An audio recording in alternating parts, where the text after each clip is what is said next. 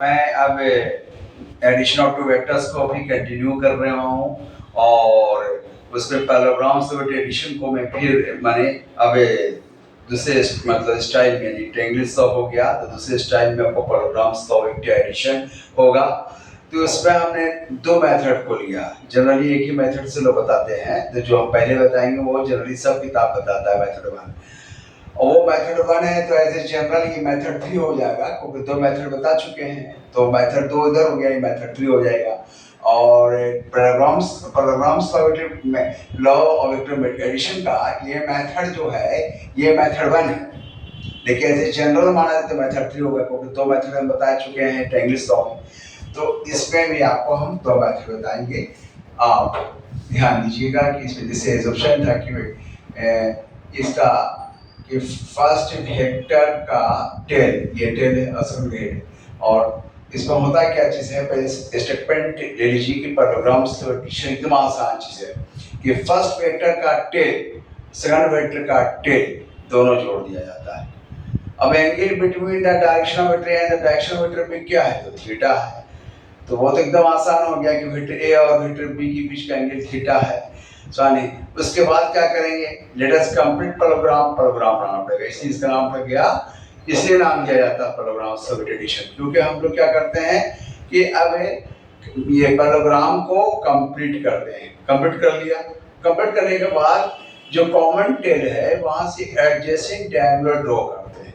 वो adjacent diagonal जो होता है कंप्लीटेड पैराग्राम का, that represents the magnitude and direction of the resultant of the two given vectors, यानी जो फर्स्ट वेक्टर का वेक्टर माना वेक्टर या वेक्टर बी जो माना है, ये दोनों का रिजल्टेंट वेक्टर होता है कौन, एडजेसेंट डायगोनल। तो इसको लेट अस सी, आसानी से देखिए कि फर्स्ट वेक्टर का मतलब ये टेल है, ये हेड है, तो इंक्लाइंड है जो पहले हम लोग एज्यूम किया था स्टार्टिंग में, तो वही करिएगा। ये आपको हो गया वेक्टर बी है, और दोनों के बीच यानी इसको ओ मान लीजिए, एम और ओ भी मान लीजिए, ये दोनों के बीच का एंगल जो है आपका दिया हुआ थीटा। और आप करेंगे क्या चीज, आप लेट अस कंप्लीट पैराग्राम, चलिए इसके पैरेलल ये हो गया और इसके पैरेलल ये ड्रॉ कर लेंगे हम, ये कर लेंगे, ठीक क्या।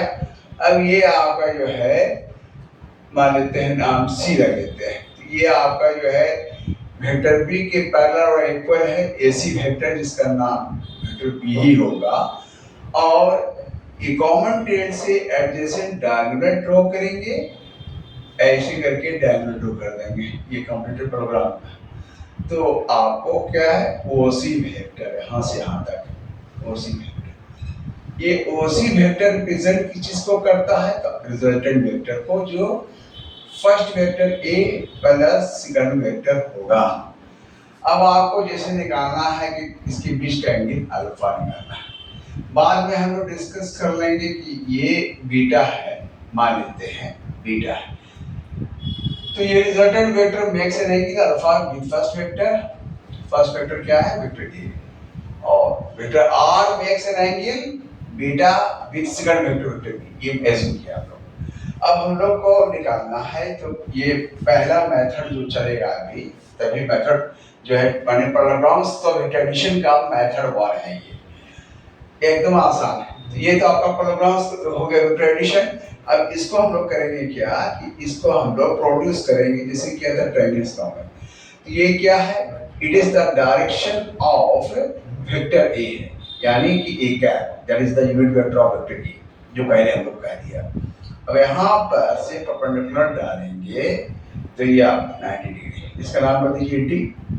आपको वैसे ही करना है कि ये आपका क्या हो गया, x मान लीजिए और इसको y मान लीजिए, जैसे ट्रायंगल फॉर्म में पहला मेथड में बताए थे, उस तरह से कर लीजिए। अब आपको करना क्या है, तो ये आपका जो छोटा ट्रायंगल है इसमें हम लोग करेंगे now in right angle triangle, नाम क्या है, ADC, वी है।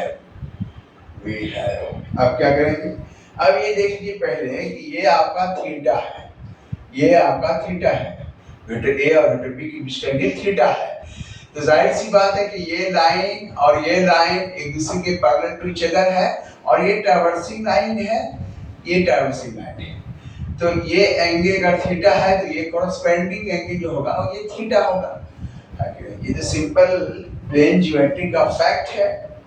तो अब हम लोग करेंगे क्या चीज के, अब हम लोगों को निकालना है x का cos थीटा निकालेंगे जैसे पहले किए थे कि cos theta equal to base यानी AD डिवाइडेड बाय 90 डिग्री वाले हाइपोटेनस हो गया जिसको कहेंगे AC।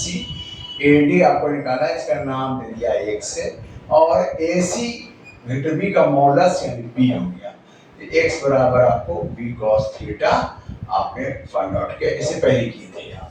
इसी तरह से sin थीटा भी ले लेंगे आप। तो sin थीटा इक्वल टू हो गया क्या कि थीटा के सामने परपेंडिकुलर यानी कि CD हो गया और डिवाइडेड बाय हाइपोटेनस यानी कि आपको AC हो जाएगा। तो CD को आपने एज्यूम किया कि y नाम दे दीजिए तो और AC तो आपका b है ही है, AC आपका b है तो y इक्वल टू आपको हो जाएगा क्या, y equal to b sin theta आपका हो जाएगा जैसा आपने निकाला था। फिर इसी तरह से आप काम करिएगा कि OA, चलिए मैं OA प्लस AD ये है क्या, तो ये आपका है OD। तो OD तो जान गए, OA बराबर क्या है, तो OA बराबर है यहाँ तक वेक्टर A का मॉडुलस यानी मैग्नीट्यूड A हो गया प्लस x है, प्लस x है तो x बराबर आपने निकाला b cos थीटा तो A plus b cos theta. तो अब यूज कर लेंगे हम लोग now using Pythagoras theorem in right angle triangle आपका हो गया ODCB है।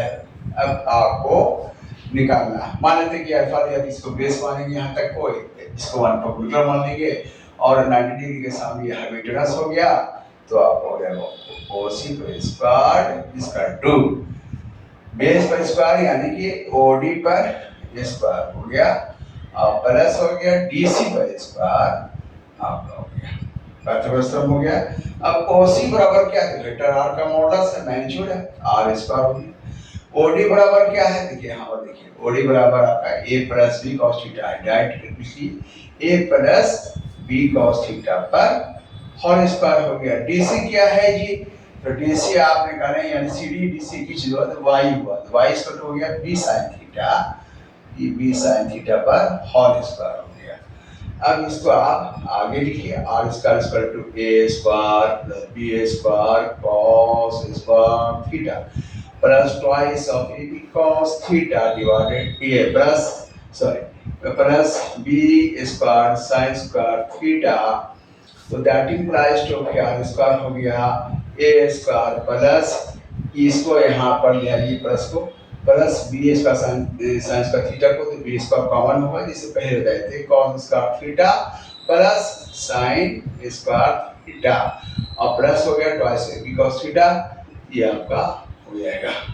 दैट इंप्लाइज टू आपका हो जाएगा R इक्वल टू क्या हो जाएगा A square plus B square into 1 तो 1 तो 1 को मल्टीप्लाई करेंगे B स्क्वायर तो B स्क्वायर आएगा प्लस से हो जाएगा और twice of AB cos theta हो जाएगा अंडर रूट हो गया। तो आपने फार्मूला को जस्ट फाइंड आउट कर लिया है, माने ऑब्टेन कर चुके, ये फार्मूला आपको हासिल हो गया जैसे किया था उसमें वैसे। अब आपको अल्फा निकालना है तो करिएगा क्या इन राइट एंगल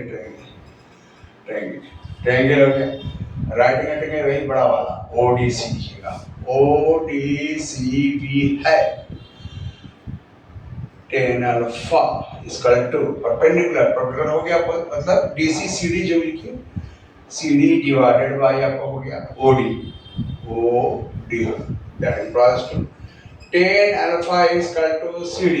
तो आप CD को क्या माना है, y माना है तो y बराबर क्या निकाला है b sin थीटा निकाला b sin थीटा और OD बराबर क्या निकाला a plus b cos theta put कर दीजिए आप, आपका फॉर्मूला निकल गया।